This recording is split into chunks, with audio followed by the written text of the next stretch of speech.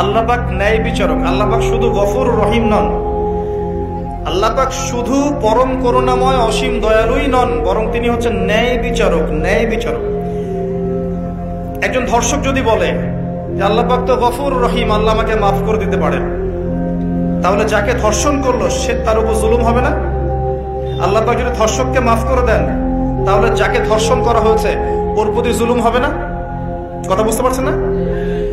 মনে করেন আপনি নাউজুবিল্লাহ কারো সম্পদ আত্মসাৎ করেছেন, এখন আল্লাহ যদি আপনাকে মাফ করে দেন, তাহলে এই যে যার সম্পদ আপনি আত্মসাৎ করেছেন এর উপরে জুলুম করা হচ্ছে না?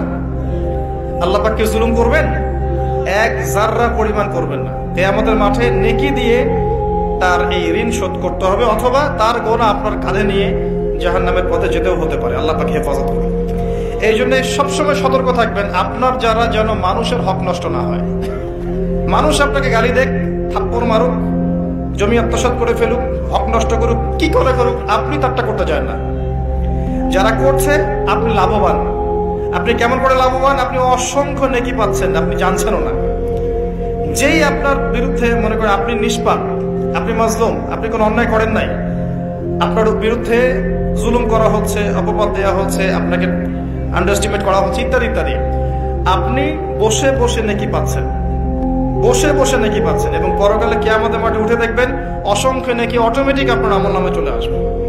তখন তারা আফসোস করবে দুনিয়াতে এই কাজগুলো না করে ভালো কিছু করলে ভালো হতো। যাই হোক, মানুষের সাথে জড়িত পাপ আল্লাহর কাছে মাফ হবে না।